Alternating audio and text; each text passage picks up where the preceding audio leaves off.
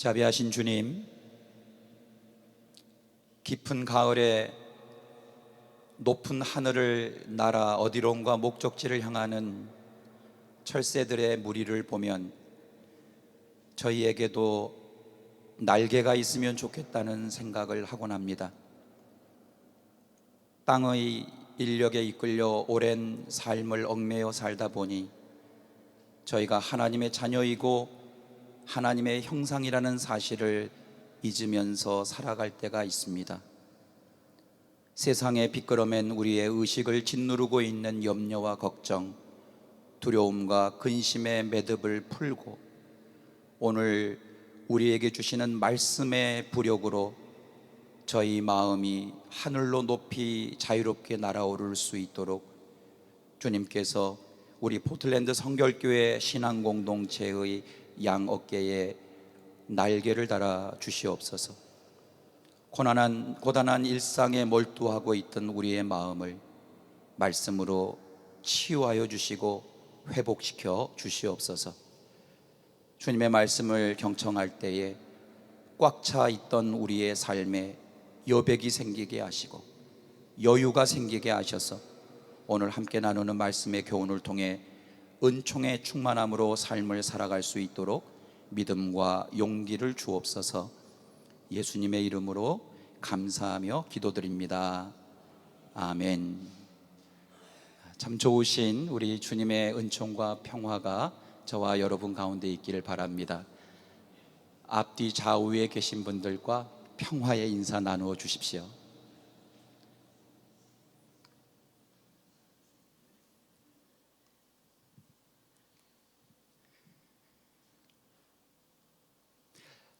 하나님께서 우리를 향하신 뜻이 무엇인지를 아는 것, 그것이 우리의 삶과 신앙에서 참 중요합니다. 성경은 하나님의 뜻이 무엇인지를 우리에게 알려주는 안내서이고 참된 삶을 살고자 하는 이들의 척도입니다. 그래서 성경을 영어로 캐논, 한글로 번역하면 척도라고 합니다. 하나님의 뜻이 무엇인지를 알고 그 뜻을 삶에서 실천하는 것은 종교 행위와는 구별되어야 합니다. 성경이 말하는 신앙이란 어떤 종교 행위를 하는 것과는 차이가 있기 때문입니다. 여러분도 아시는 것처럼 예수님께서는 말씀하실 때마다 사람들이 놀랐다고 기록되고 있습니다. 예를 들어 마태복음이 그 하나의 예입니다. 마태복음 7장 28절부터 29절에서 예수께서 이 말씀을 마치시니 무리가 그의 가르침에 놀랐다. 예수께서는 그들의 율법학자들과는 달리 권위 있게 가르치셨기 때문이다 라고 기록하고 있습니다. 예수님은 율법학자들과는 달리 율법에 대해 사람들이 수긍할 수 있는 해석을 해주셨기 때문입니다. 안식일을 위해서 사람이 있는 것이 아니라 사람을 위해서 안식일이 있는 것이다. 이 안식일 논쟁과 같이 때로는 이 해석, 예수님이 하셨던 해석이 사람들을 놀라게 하고 새롭게 하고 도전적이게도 하였습니다. 바리새인과 서기관들처럼 어떤 이들에게는 예수님의 이러한 율법에 대한 해석이 위험하구나, 매우 위험하구나 라는 위기의식을 심어주기도 하였습니다. 그런데 자세히 생각해 보면 예수님은 율법의 정신을 강조하셨던 것입니다. 그리고 그 율법에 담긴 하나님의 뜻을 읽어내고 그 율법의 문자에 흐르고 있는 하나님의 마음에 공감하려고 하였습니다. 그러니까 예수님은 문자도 살리고 그 문자에 담긴 본래의 취지, 그 문자의 정신, 그 법이 만들어지게 된 뜻도 살리고자 하셨습니다. 그리고 그 정신과 취지, 즉 하나님의 뜻이 이 땅에서도 이루어지기를 기도하셨고, 당신의 삶으로 그 뜻을 살아내기 위해 부단히 애쓰셨습니다. 그것을 마태복음 5장 17절에서는 내가 율법이나 예언자들의 말을 폐하러 온 줄로 생각하지 마라. 폐하러 온 것이 아니라 완성하러 왔다고 말씀하셨습니다. 그래서 예수님은 당시에 613계명으로 구성된 율법, 즉 하라, 긍정문 248개 조항, 하지 마라, 부정문 365개 조항을 강조했던 율법의 외형적 종교 행위보다는 하늘에 계시는 하나님의 뜻, 아버지의 뜻, 중심, 마음, 생각, 취지, 그것이 무엇인지를 사람들에게 비유로 가르치시고 설명해 주시곤 하셨습니다. 그것을 하는데 무슨 마음으로 하냐는 것입니다. 그것을 하지 않는데 어떤 마음으로 그것을 하지 않는가 하는 본질을 예수님이 물어보신 거죠. 그래서 예수님께서는 하나님의 뜻을 행하며 사는 것, 행함보다 더 앞에 있는 것이 하나님의 뜻이죠. 하나님의 그 뜻을 행하며 사는 것, 그것이 그 무엇보다도 삶에 있어서 중요한 일임을 강조하시면서 마태복음 7장 21절부터 23절까지 다음과 같이 말씀하셨습니다. 나더러 주님 주님 하는 사람이라고 해서 다 하늘나라에 들어가는 것이 아니다. 하늘에 계신 내 아버지의 뜻을 행하는 사람이야야 이라야 들어간다. 그날에 많은 사람이 나에게 말하기를 주님 주님 우리가 주님의 이름으로 예언을 하고 주님의 이름으로 귀신을 쫓아내고 또 주님의 이름으로 많은 기적을 행하지 않았습니까? 할 것이다. 그때에 내가 그들에게 분명하게 말할 것이다. 나는 너희를 도무지 알지 못한다. 불법을 행하는 자들아 내게서 물러가라. 예수님은 단호하게 말씀하셨습니다.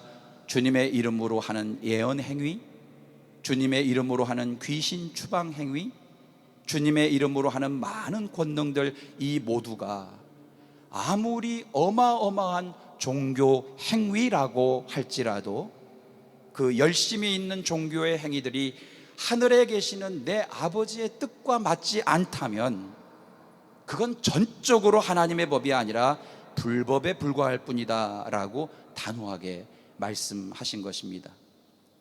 이 부분은 분명 바울의 사랑장으로 잘 알려진 저 유명한 고린도전서 13장에 기록된 사랑에 대한 깊은 통찰과 연결되어 있다고 할 수 있겠습니다. 13장 1절부터 2절입니다. 내가 사람의 모든 말과 천사의 말을 할 수 있을지라도 내게 사랑이 없으면 울리는 징이나 요란한 꽹과리가 될 뿐입니다. 내가 예언하는 능력을 가지고 있을지라도 또 모든 비밀과 모든 지식을 가지고 있을지라도 또 산을 옮길 만한 모든 믿음을 가지고 있을지라도 사랑이 없으면 아무것도 아닙니다. 할렐루야. 예수님은 이처럼 사랑이 없는, 그 마음에 사랑이 없는 위대한 종교 행위들을 엄중하게 경고하셨던 것입니다. 그러므로 오늘 우리가 함께 읽은 창세기 4장의 본문은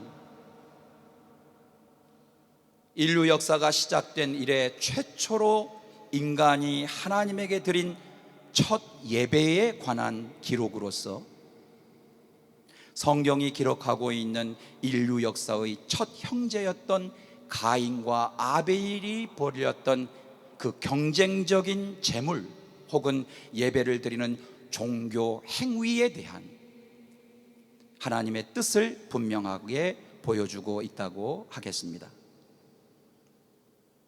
인류 역사의 첫 형제였던 가인과 아벨은 각각 자기의 능력대로 거둔 소출과 소산 중에서 특별히 구별하여 하나님께 감사의 제물, 그러니까 감사의 예배를 드렸다고 기록되어 있습니다. 본문에 따르면 형 가인은 농부였으므로 농사를 지은 것 중에서 구별하여 감사 예물, 감사 예배를 드렸고, 동생 아벨은 양치는 목자였으므로 양떼 가운데서 첫 새끼와 그 기름을 구별하여 감사 예물, 감사 예배를 드렸습니다. 그런데 하나님께서는 아벨과 그가 바친 제물은 반기셨지만 가인과 그가 바친 제물은 반기지 않으셨다고 기록되어 있습니다. 하나님께서 반기시는 제물, 다시 말해 감사의 예배가 무엇이었기에 아벨이 바친 제물은 하나님께서 반기셨고 가인이 바친 제물은 하나님께서 반기지 않으셨을까요? 여러분, 이 질문은 참으로 중요한 질문입니다. 왜냐하면 이 사건이 성경이 증언하는 인류 최초의 형이 동생을 해하는 형제 살인 사건으로 연결되기 때문에 그렇습니다. 이제 오해가 없도록 제가 여러분에게 성경의 몇 구절을 읽어드리겠습니다. 시편 50편의 일부입니다. 내 백성아 들어라, 내가 말한다. 이스라엘아, 내가 너희에게 경고하겠다. 나는 하나님, 너희의 하나님이다. 나는 너희가 바친 제물을 두고 너희를 탓하지는 않는다. 너희는 한 번도 거르지 않고 나에게 늘 번제를 바쳤다. 내가 수소의 고기를 먹으며 숫염소의 피를 마시겠느냐? 너희는 내 교훈을 역겨워하고 나의 말을 귓전으로 흘리고 말았다. 하나님을 잊은 자들아, 이 모든 것을 깨달아라. 감사하는 마음으로 제물을 바치는 사람이 나에게 영광을 돌리는 사람이니 올바른 길을 걷는 사람에게 내가 나의 구원을 보여주겠다. 여러분, 아모스서 5장의 일부를 읽어드리겠습니다. 21절부터 24절이 내용입니다. 나는 너희가 벌이는 절기 행사들이 싫다. 역겹다. 너희가 성회로 모여도 도무지 기쁘지 않다. 너희가 나에게 번제물이나 곡식 제물을 바친다 해도 내가 그 제물을 받지 않겠다. 너희가 화목제로 바치는 살찐 짐승도 거들떠보지 않겠다. 시끄러운 너의 놀이소리를 나의 앞에서 집어치워라. 너의 거문고 소리도 나는 듣지 않겠다. 너희는 다만 공의가 물처럼 흐르게 하고 정의가 마르지 않는 강처럼 흐르게 하여라. 마지막으로 미가서 6장 6절부터 8절의 말씀을 읽어드리겠습니다. 내가 주님 앞에 나아갈 때, 높으신 하나님께 예배드릴 때에 무엇을 가지고 가야 합니까? 번제물로 바칠 1년 된 송아지를 가지고 가면 됩니까? 수천 마리의 양이나 수만의 강줄기를 채울 올리브 기름을 드리면 주님께서 기뻐하시겠습니까? 내 허물을 벗겨주시기를 빌면서 내 맏아들이라도 주님께 바쳐야 합니까? 내가 지은 죄를 용서하여 주시기를 빌면서 이 몸의 열매를 주님께 바쳐야 합니까? 그랬더니 6장 8절에 하나님이 이렇게 응답하십니다. 너 사람아, 무엇이 착한 일인지를 주님께서 이미 말씀하셨다. 주님께서 너에게 요구하시는 것은 무엇인지도 이미 말씀하셨다. 오로지 공의를 실천하며 인자를 사랑하며 겸손히 내 하나님과 함께 행하는 것이 아니냐. 여러분, 참으로 놀랍지 않으십니까? 시편 50편과 아모스서 5장과 미가서 6장의 증언이야말로 가인과 아벨의 제물에 대한, 그들의 예배에 대한, 그들의 그 종교 행위에 대한 하나님의 뜻을 가장 옳게 이해할 수 있도록 도와주고 있는 말씀이기 때문입니다. 말하자면 하나님은 재물 그 자체에 대해서는 관심이 없으시다는 것을 분명하게 보여주고 있습니다. 하나님은 육류를 공유보다 더 좋아하시다든, 육류를 공유보다 더 좋아하신다든지, 여러분 이런 해석이 있었습니다. 하나님은 육류보다 공유를 더 좋아하셔서 아벨의 예배를 받아주셨다. 제가 이걸 현대어로 좀 설명하면 이렇습니다. 하나님이 주정헌금보다 11절을 더 좋아하십니까? 하나님이 감사헌금보다는 특별헌금을 더 좋아하시는 분이십니까? 하나님께서 교회에 한 번 나오는 것보다 두 번, 세 번 나오는 것을 더 좋아하시는 분이십니까? 하나님은 조용한 기도보다 뜨겁게 소리를 지르고 하나님께 기도하고 부르짖는 기도를 더 선호하고 좋아하시는 분이십니까? 오늘 저희가 읽은 이 본문은 그렇지 않다는 것입니다. 말하자면 하나님은 인간의 그 어떠한 열심이 있는 종교 행위에 따라 인간의 구원 여부를 결정하시지 않으신다는 것입니다. 보세요, 하나님을 잘 믿는다는 그 종교적 열심과 행위 때문에 동생 아벨을 미워하고 시기하고 질투하고 분노하여 살인까지 저지른 그 가인의 열심 있는 종교의 행위는 결국 인간이 감사의 마음으로 살아가기를 원하시고 올바른 길을 걷기를 기뻐하시는 하나님의 뜻을 경멸하는 결과를 초래하였던 것입니다. 더욱이 오늘 제가 목소리가 좀 이상합니다. 죄송합니다. 더욱이 가인의 열심과 종교 행위는 하나님의 공의로우심과 정의로우심을 이 땅에서 실현하며 살기를 바라셨던 하나님의 뜻과는 아무 상관이 없는 명백한 범죄 행위요 불법으로 귀결되었습니다. 그러기에 인간의 열심이 있는 종교 행위의 여부에 따라 인간의 구원이 결정될 수 없다. 바로 이것이 포로기, 바벨론 포로기라는 지극히 고통스러운 시기를 겪은 후에 쓰여진 창세기 저자의 확신이었습니다. 여러분, 하나님께서 진정으로 반기시는 것, 하나님께서 진정으로 기뻐하셨던 것, 그것은 의심의 여지 없이 오늘 본문 창세기 4장 4절에 아벨과 그가 바친 제물, 그리고 5절에 가인과 그가 바친 제물이라고 할 때에 너무 순식간에 지나버리기 때문에 간과해버리는 이 과라는 단어, 아벨과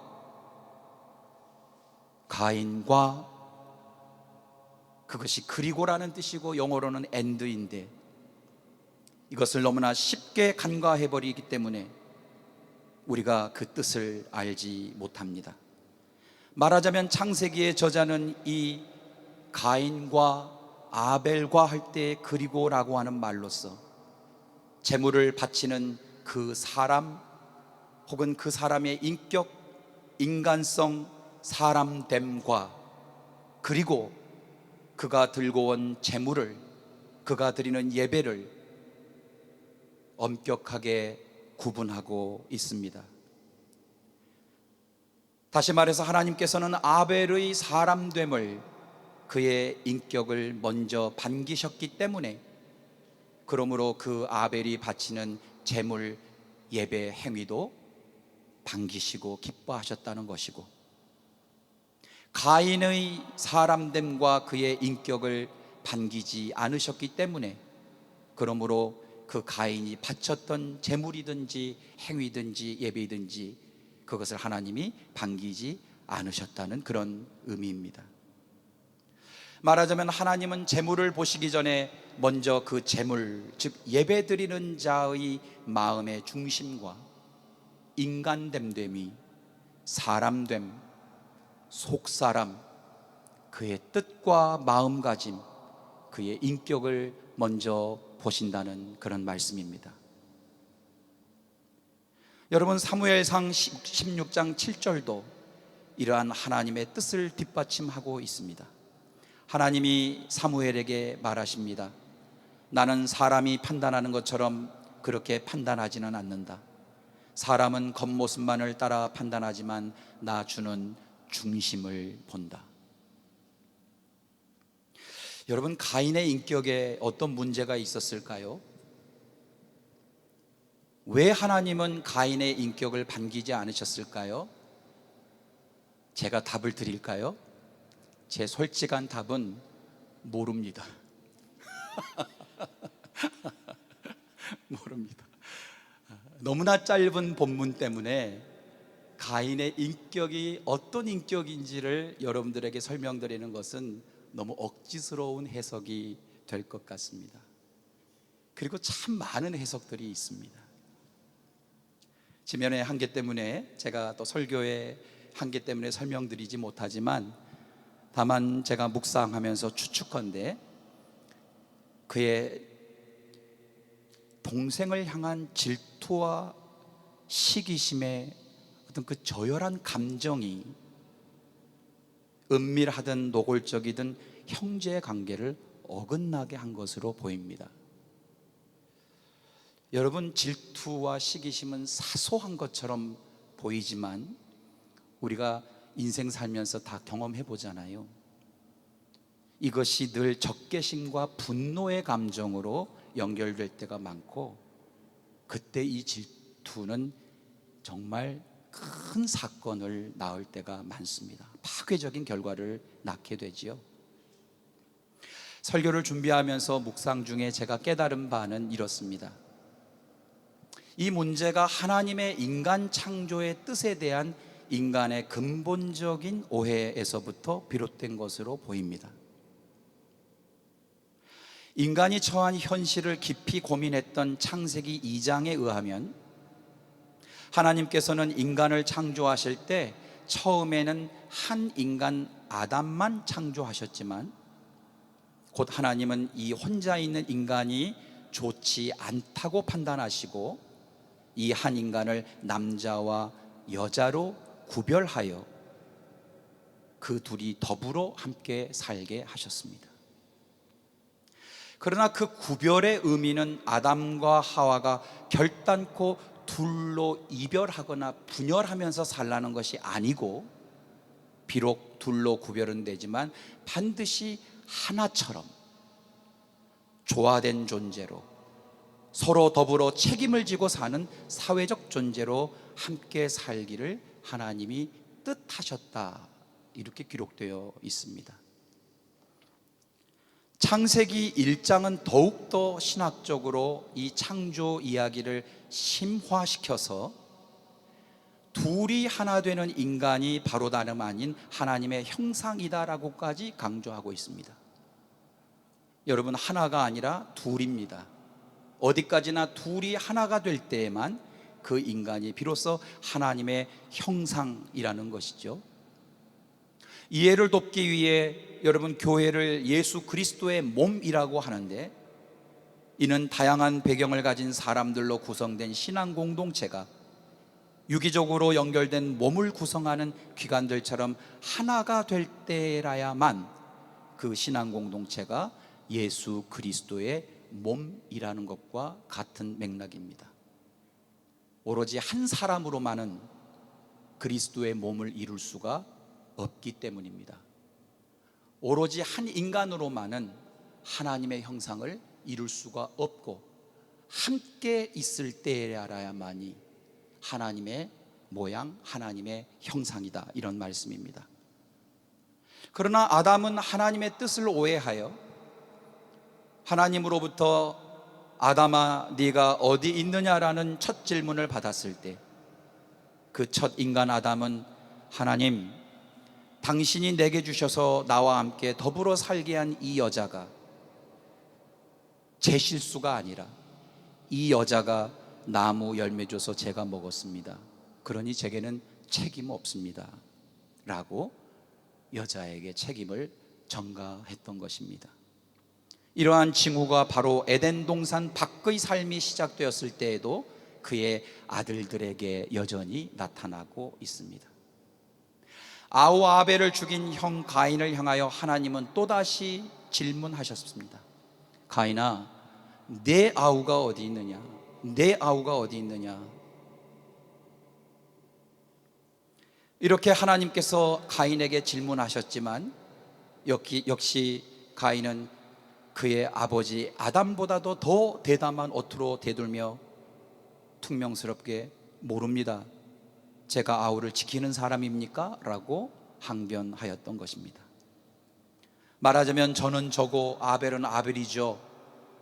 제가 왜 동생 아벨을 지켜야 합니까? 제가 왜 아벨을 책임져야 합니까? 하나님은 왜 저희들을 자꾸 둘러보지 않고 서로에게 책임지고 서로를 사랑하고 서로를 이해하고 공감하라고 합니까? 이렇게 하나님께 대들었던 것입니다.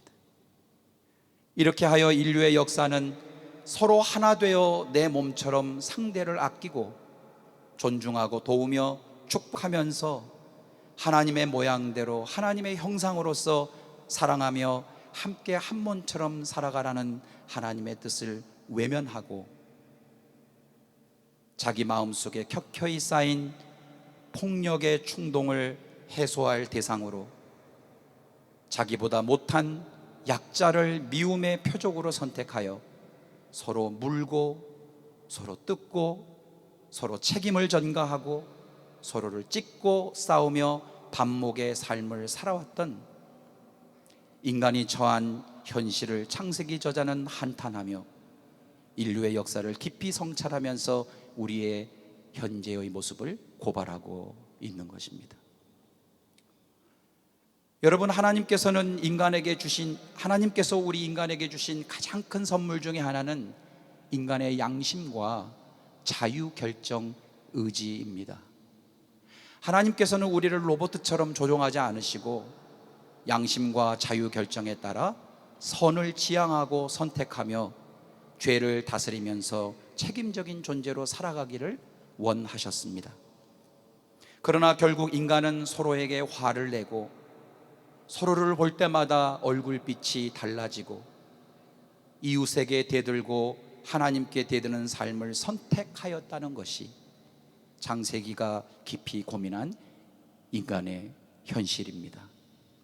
이것이 바로 하나님께서 결코 반길 수 없었던 가인의 인격이었고 하나님께서 결코 기뻐할 수 없었던 가인의 인간성이었다고 여러분들에게 말씀드리고 싶습니다. 여러분, 하나님께서 우리 인간에게 가장 바라시는 뜻은 그 어떠한 열심히 있는 종교 행위가 아니라 서로가 서로를 사랑하고자 하는 마음, 서로가 서로를 존중하고자 하는 마음, 서로가 서로에게 따뜻한 말 한마디 관심과 사랑을 기울여 주는 것입니다. 예수님께서 이러한 하나님의 뜻의 중요성을 누구보다도 잘 알고 계셨기에 마태복음 5장 23절 24절에서 이렇게 교훈하셨습니다. 그러므로 내가 제단에 제물을 드리려고 하다가 내 형제나 자매가 너에게 어떤 원한을 품고 있다는 생각이 나거든 너는 그 제물을 제단 앞에 놓아두고 먼저 가서 내 형제나 자매와 화해하여라. 그런 다음에 돌아와서 제물을 드려라, 예배를 드려라, 이런 말씀입니다. 그러나 여러분, 우리는 여전히 가인처럼 살아가고 있고 가인처럼 실수를 반복하고 있다는 데에 근본적인 고민이 있다고 하겠습니다.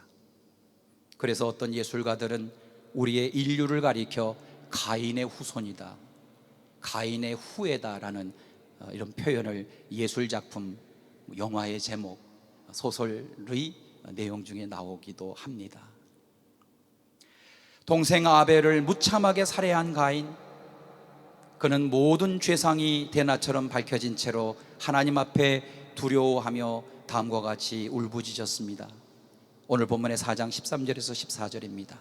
가인이 주님께 말씀드렸다. 이 형벌은 제가 짊어지기에 너무 무겁습니다. 오늘 이 땅에서 저를 쫓아내시니 하나님을 뵙지도 못하고 이 땅 위에서 쉬지도 못하고 또 돌아다니게 될 것입니다. 그렇게 되면 저를 만나는 사람마다 저를 죽이려고 할 것입니다. 여러분, 사람이 이렇게 약한 존재입니다. 가인이 두려워하는 것은 하나님과 형제에게 범죄한 결과에 대한 두려움이었습니다. 하나님의 뜻을 외면하고 질투와 시기심의 분노에 휩싸여 형제와 이웃을 돌아보지 않고 악을 행했던 사람들이 가지게 되는 근원적인 두려움 같은 것입니다.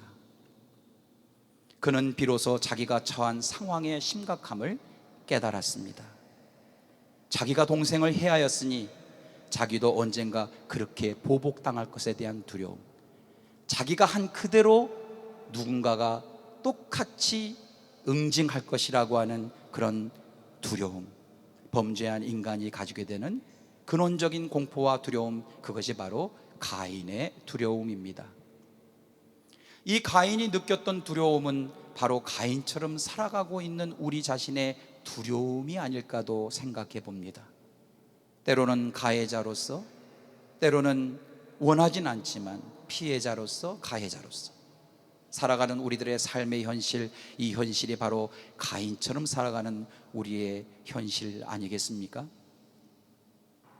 주님께서 우리를 향하여 가인아, 내 아우 아벨이 어디 있느냐라고 물으시는 것처럼 오늘 저에게 남중아, 내 아우들이 어디 있느냐라고 물으시면 퉁명스럽게 몰라요. 저 먹고도 살기 바쁜데 제가 제 아우를 지키는 자입니까? 왜 자꾸 저에게 아우를 물어보십니까? 나에 대해서 좀 물어보시지요. 그렇게 대들면서 오늘날 이 땅에서 무고하게 피해를 입고 살아가는 울부짖는 아벨들에게 무관심한 우리, 어쩌면 우리는 가인처럼 살아가고 있는지도 모르겠습니다. 그러면서 한편으로 우리는 헤아릴 수 없는 두려움과 걱정과 염려와 근심에 하루 종일 무겁게 살아갑니다. 그러나 이 두려움 가운데 창세기 저자는 다음과 같은 하나님의 말씀이 가인에게 들려왔노라고 창세기 4장 15절에서 말하고 있습니다. 15절에 그렇지 않다. 가인을 죽인 자는 7갑절로 벌을 받을 것이다. 이 말씀을 하신 후에 하나님께서는 인류의 최초 살인자였던 가인에게 일벌백계의 극형 혹은 즉각 심판을 내리지 않으셨습니다. 가인의 계속되는 대듭과 항변에도 불구하고 하나님은 가인에게 최종 판결의 심판을 즉시 내리지 않으셨다는 말씀입니다. 오히려 가인에게 표를 찍어 주셨습니다. 그 표는 가인을 막아줄 하나님의 은총의 표, 이른바 헤르만 헤세의 작품인 데미안에 나오는 가인의 표라는 은총의 표를 가인에게 찍어 주신 것입니다. 이는 곧 인간의 그 어떠한 열심이 있는 종교 행위로 구원받는 길은 불가능함을 알려주는 것이고, 오로지 하나님의 긍휼의 은총으로만 두려움으로 휩싸여 있던 인간의 구원이 가능하다는 것을 창세기 4장이 확신하고 있는 것입니다. 할렐루야. 창세기 4장이 전하는 구원의 복음은 바로 이것입니다. 우리는 도대체 왜 살인자 가인이 이런 은총의 표를 받게 됐는지 그 이유를 알지 못합니다. 예수님께서 613개의 계명으로 이루어진 율법을 단 하나의 새 계명으로 압축하여 제자들에게 말씀해 주셨던 그 한 단어, 여러분 아시죠? 내가 너에게 새 계명을 말하노니 너희 서로 사랑하라. 이 사랑이 아니고서는 이 사건을 이해할 수가 없는 것입니다. 여러분, 이 은총의 표에 관한 사건의 이해는 분명 출애굽기 34장 6절에서 하나님께서 직접 자신이 어떤 분인지를 소개하는 출애굽기 34장 6절의 말씀, 즉 주는 자비롭고 은혜로우며 노하기를 더디하고 한결같은 사랑과 진실이 풍성한 하나님다에 근거하고 있는 것입니다. 여러분, 놀랍지 않으십니까? 이 자비롭고 은혜롭고 노하기를 더디하고 한결같은 사랑과 진실이 풍성한 하나님이 바로 다름 아닌 죄와 허물로 죽을 수밖에 없었던 가인과 같은 저와 여러분, 그리고 이 세상을 조건 없이 사랑하셔서 자신의 아들 예수 그리스도를 은총의 구원의 표로 우리에게 선물해 주신 바로 그 하나님이십니다. 할렐루야. 오늘 본문의 4장 25절부터 26절에는 하나님께서 가인이 죽인 아벨 대신에 다른 씨 셋을 주시어서 이 죄 많은 인류사를 중단시키지 않으시고 그 다음으로 계속 이어지게 하시는 이른바 창세기 5장에 기록된 셋의 족보로 인류 역사를 다시 이어지게 하시는 하나님의 사랑과 뜻을 만나게 됩니다. 그리고 누가복음 3장의 족보도 바로 그 셋 자손의 계보를 통해 하나님께서 예수 그리스도를 이 땅에 보내셨음을 전하고 있습니다. 여러분, 이것이야말로 놀라운 하나님의 사랑과 구원의 은총이 아니고 무엇이겠습니까? 그러므로 가인과 아벨의 이야기의 결론은 4장 15절이 아니라 하나님께서 가인과 아벨의 동생인 셋을 통해서 인류의 구원을 계획하시는 창세기 4장 25절부터 26절인 것입니다. 말씀을 마치겠습니다. 오늘 본문은 하나님이 반기시는 뜻, 하나님이 기뻐하시는 뜻이 무엇인지를 깊이 생각하게 합니다. 하나님과의 관계 단절, 이웃과의 관계 단절, 자기 자신과의 관계 단절의 동기가 되었던 질투와 시기심의 분노는 우리 인간의 숙명적인 운명처럼 보이지만 인간은 그것을 다스릴 수 있어야 한다는 것이 하나님께서 인간에게 양심과 자유결정의 의지를 주시면서 창조 초기부터 내내 인간에게 요구하신 하나님의 뜻이었습니다. 자유의지를 가지고 있기 때문에 언제든지 죄를 유발하는 요소인 질투와 시기심의 분노라는 그 운명적인 것을 오히려 극복해내어야 한다는 것이 인간을 향한 하나님의 뜻이었던 것입니다. 여러분, 질투 혹은 시기심에 사로잡힌 저열한 감정의 영혼들이 되지 않도록 노력하십시다. 이를 극복하기 위한 하나님의 뜻은 우리가 하나님의 성품을 닮아 살아가는 것입니다. 시인 박용재는 사람이 사랑한 만큼 산다, 사람은 그 무엇인가를 사랑한 부피와 넓이와 깊이만큼 산다, 그만큼이 인생이다 라고 합니다. 시인의 언어와 상상력을 빌리자면 저와 여러분의 인생은 하나님이 반기시고 기뻐하시는 인격, 성품만큼 사랑하며 사는 것입니다. 그만큼이 우리의 인생입니다. 아벨과 같은 형제자매를 사랑으로 돌보며 사는 것이 또한 인간됨의 기본이라고 할 수 있겠습니다. 저는 강의할 때마다 우리 학생들에게 성서에 기초한 4가지의 H를 삶에서 꾸준히 우리가 노력하며 살아가자라고 하는데, 첫 번째 H는 honesty, 정직함입니다. 두 번째 H는 humility, 겸손함입니다. 세 번째 H는 hospitality, 어느 누구라도 조건 없이 환대하고 사랑하는 것입니다. 마지막으로 4번째 H는 함께 해볼까요? 유머.